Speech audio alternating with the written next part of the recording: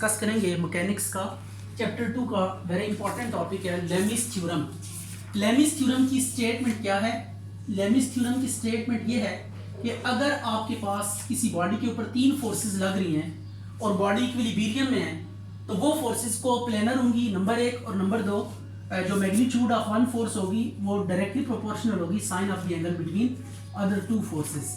तो इसकी स्टेटमेंट लिखते हैं, if under the action of three forces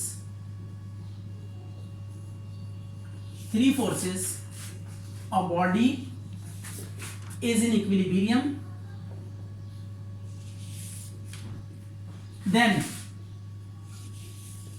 पहला पॉइंट है they will be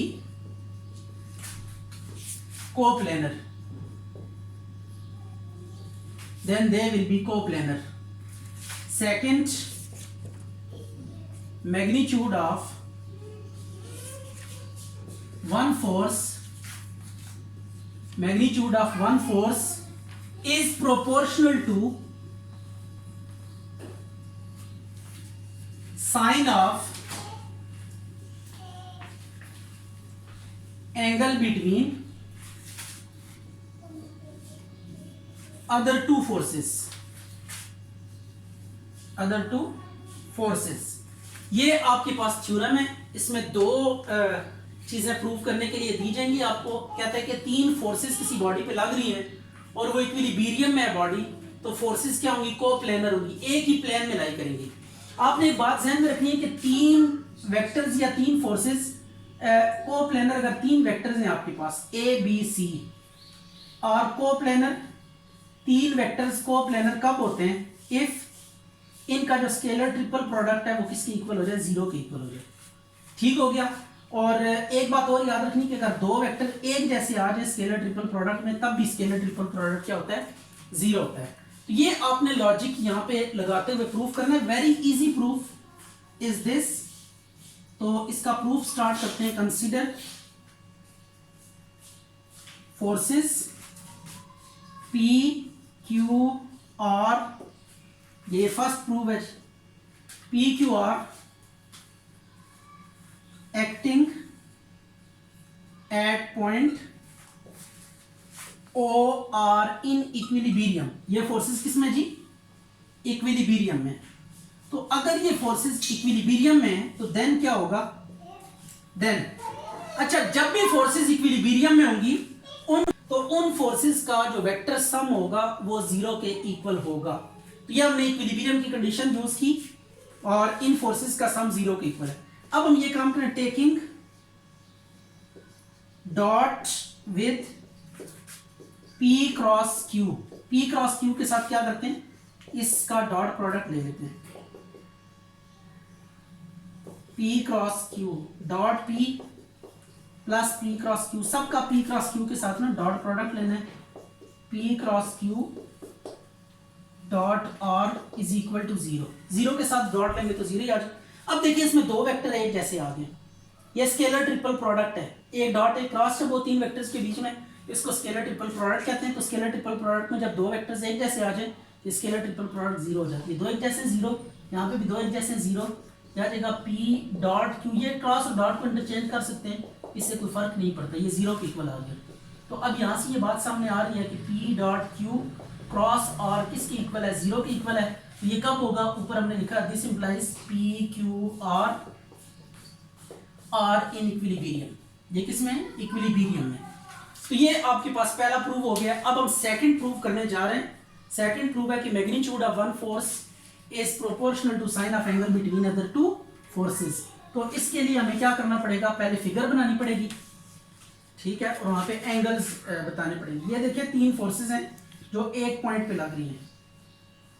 इसको हम P फोर्स दे देते हैं, इसको Q, और ये है हमारे पास R, और ये पॉइंट O पे लग रही हैं। तो अब ये आपके पास P Q R तीन फोर्सेस हैं जो कि पॉइंट O पे एक्ट कर रही हैं। और एंगल्स हम कुछ इस तरह से ले लेते हैं। क्यू आर का एंगल अल्फा रख लेते हैं, ये एंगल बीटा रख लेते हैं, और ये एंगल हम गैमा रख लेते हैं। ये तीन एंगल्स भी हमने यहाँ पे लोकेट कर दिए। अब हमने इसको लेकर आगे बढ़ना है। पहले स्टार्ट उसी तरह ही होगा दूसरे प्रूफ का भी, कंसीडर 3 फोर्सेस इन इक्विलिब्रियम में, तो उनका वेक्टर सम 0 के इक्वल होगा। अब यहाँ पे आपने जो काम करना है वो ये करना है कि एक दफा आपने एक फोर्स के साथ क्रॉस प्रोडक्ट लेना है, एक दफा दूसरी के साथ। तो इसमें हम लिखेंगे टेकिंग क्रॉस विद P, इस साइड पे P के साथ एंड इधर Q के साथ। इधर लिखना है पूरा टेकिंग क्रॉस विद Q। यह आ जाएगा P cross P plus P cross Q plus P cross R is equal to 0। Self cross 0 के इक्वल होगा। P cross Q is equal to minus P cross R। तो इसके ऊपर magnitude apply कर दें। मैग्नीट्यूड अप्लाई करने से benefit आपको ये हासिल हो जाएगा कि इनका ऑर्डर जो है ना वो मैटर नहीं करेगा, नंबर 1, और साइन नेगेटिव नहीं आएगा। इसको 1 का नाम दे देते हैं और फिर Q के साथ क्रॉस लें, Q cross P, Q cross Q plus Q cross R। Self cross product दो वेक्टर्स का क्या होता है, 0 होता है। तो ये किसी वेक्टर का सेल्फ क्रॉस प्रोडक्ट 0, ये 0 आ गया। तो Q cross R is equal to 0। यह आ गया Q cross P is equal to minus Q cross R। तो इसके ऊपर भी आप मैग्नीट्यूड अप्लाई कर दें, तो इसको P क्रॉस Q भी लिख सकते हैं। मैग्नीट्यूड अप्लाई करने के बाद इससे कोई फर्क नहीं पड़ेगा। और ये Q क्रॉस R आ गया। अब क्रॉस प्रोडक्ट का फार्मूला भी आपको पता होना चाहिए कि वो क्या होता है। क्रॉस प्रोडक्ट का फार्मूला ये होता है कि A क्रॉस B का मैग्नीट्यूड किसके इक्वल होगा, A का मैग्नीट्यूड B का मैग्नीट्यूड साइन ऑफ थीटा। और ये थीटा दो वेक्टर्स के बीच में क्या है, एंगल है। तो इनको पहले कंपेयर करेंगे, 1 और 2 को कंपेयर करेंगे। तो ये देखें P क्रॉस Q दोनों में कॉमन है। तो ये तीनों फिर क्या हो जाएंगे, आपस में इक्वल हो जाएंगे। ये आप लिखें कंपेयरिंग 1 एंड 2। कंपेयरिंग 1 एंड 2, 1 और 2 को कंपेयर करें, क्या रहेगा, P cross Q is equal to Q cross R is equal to P cross R का मैग्नीट्यूड। देखिए P और Q के बीच में एंगल कितना है, P और Q, P Q के बीच में एंगल गैमा है। तो ये जब इस तरह लिखेंगे P magnitude Q magnitude sine of angle gamma. जब Q R लिखेंगे तो Q R sine of angle, Q R का एंगल, Q R का अल्फा, ये साइन ऑफ एंगल अल्फा आ गया। P R का sine of beta, P R का एंगल कितना है, बीटा। अब आपने क्या करना है, divide by P Q R। P Q R से डिवाइड कर दें तो यहाँ पे P Q कट जाएंगे तो साइन गैमा ओवर R बचेगा। इधर Q R कटेंगे, P बचेगा साइन अल्फा ओवर P, और यहाँ पे आ जाएगा साइन बीटा ओवर Q। अब इसको रीअरेंज करके और रेसिप्रोकल लेके लिख देते हैं तो आपके पास ये भी प्रूफ कंप्लीट हो जाएगा। तो ये आपके पास आ जाता है, this implies P over sine alpha is equal to Q over sine beta is equal to R over sine gamma. तो दिस इज रिक्वायर्ड। कितने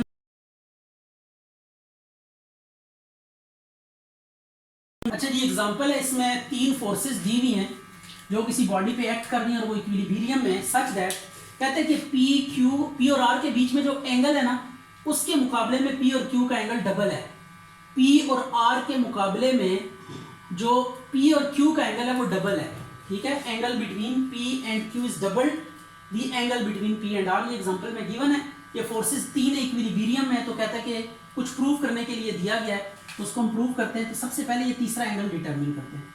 ये आपको पता है प्लेन में होगी, को-प्लेनर फोर्सेस होगी, क्योंकि इक्विलिब्रियम में 3 फोर्सेस हैं। तो भी हमने लेविस थ्योरम पढ़ा है कि जब भी 3 फोर्सेस किसी बॉडी पे लग रही हो और वो इक्विलिब्रियम में हो, तो इसका मतलब होगा कि ये फोर्सेस क्या होंगी, को-प्लेनर होगी। तो अब ये फोर्सेस को-प्लेनर है, इट्स डन। अब प्लेन में जो टोटल एंगल बनता है, सर्कुलर एंगल, वो कितने के इक्वल होता है, 360 के इक्वल। तो alpha plus theta plus 2 theta, ये कितना होगा, 360 डिग्री होगा। यहाँ से अल्फा की वैल्यू आप निकाल लें, 3 theta is equal to 360 degree. तो alpha is equal to 360 degree minus 3 theta, ये अल्फा आ गया। अब आपने ये अल्फा, आपके पास जो एंगल है इसकी जगह पे लिख देते हैं 360 माइनस 3 थीटा। तो अब ये 3 थीटा 360 माइनस 3 थीटा एंगल आ गया। तो अब देखिए तीनों एंगल्स भी हमें पता है, तीनों फोर्सेस भी पता है, तो हम लेविस थ्योरम यहाँ पे अप्लाई करके तो आगे कैलकुलेशन को प्रोसीड कर सकते हैं। Consider 3 forces PQR are in equilibrium and angle between P and R is theta and P and Q is 2 theta. Now by Lami's theorem, Lami's theorem apply करते हैं। कैसे देखें, पी के ऑपोजिट एंगल बताएं कौन सा है, साइन ऑफ 360 माइनस 3 थीटा, ये पी का ऑपोजिट एंगल है। इसी तरह क्यू का ऑपोजिट एंगल कितना है, साइन थीटा, और आर का ऑपोजिट एंगल कितना है, 2 थीटा, तो साइन ऑफ 2 थीटा आ जाएगा।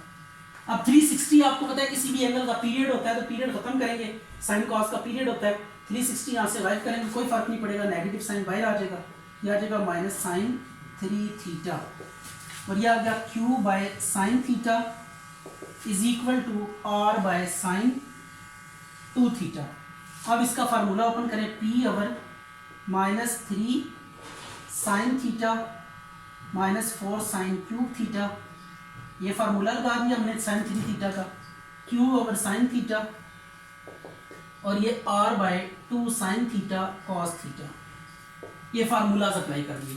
अब फार्मूलाज अप्लाई कर लेने के बाद आपने कैलकुलेशंस करनी है, सिंपल ट्रिग्नोमेट्री कैलकुलेशंस हैं, और उससे हम रिक्वायर्ड रिजल्ट तक अप्रोच कर देंगे। अब इसके बाद आपने ना साइन कॉमन लेना है, तो P over sine theta common ले लिया, तो आ जाएगा 3 minus 4 sine square theta is equal to Q over sine theta R by 2 sine theta cos theta. तो अब साइन तीनों में से कैंसिल हो जाएगा, तो माइनस को अंदर मल्टीप्लाई कर दे दिया जाएगा 4 साइन स्क्वायर थीटा माइनस 3, ये माइनस को अंदर मल्टीप्लाई किया, Q is equal to R by 2 cos of theta. अब इनको बारी बारी कंपेयर कर लें, P over 4 sine square theta minus 3 is equal to Q, और Q is equal to R by 2 cos theta. अब आपने यहाँ से कॉस की वैल्यू निकाल के ना इसको गायब करना है, तो आपके पास रिक्वायर्ड आंसर आ जाएगा। यहाँ से आप कॉस की वैल्यू निकालेंगे और देखते हैं कॉस की वैल्यू क्या आती है। कॉस की वैल्यू यह आ जाएगा, cos theta is equal to R by 2Q, इसको आप 1 का नाम दे दें, और इसको सिंप्लीफाई करते हैं, P is equal to Q into 4 sine square theta minus 3, इसको मल्टीप्लाई किया, और फिर आपने क्या करना है, साइन की जगह पे कॉस लेकर आना है, क्योंकि कॉस की वैल्यू हमारे पास अवेलेबल है, तो साइन स्क्वायर का फार्मूला लगा दिया, और उसके बाद P is equal to Q into 4 minus 4 cos square theta minus 3, तो P is equal to Q 1 minus 4 cos square theta, cos square की वैल्यू पुट करें, तो P is equal to Q into 1 minus 4 R by 2Q का square. तो अब आपके पास ये आ जाएगा, P is equal to Q into 1 minus 4 R square by 4Q square, 4 से कैंसिल हो गया, तो P is equal to Q into Q square minus R square by Q square, तो Q एक कैंसिल हो जाएगा, एक Q को इधर मल्टीप्लाई कर दिया जाएगा, PQ is equal to Q square minus R square, R square को इधर लें और PQ को दूसरी तरफ ले जाएं, यह आ गया PQ, Q कॉमन लेंगे, तो this is the required answer.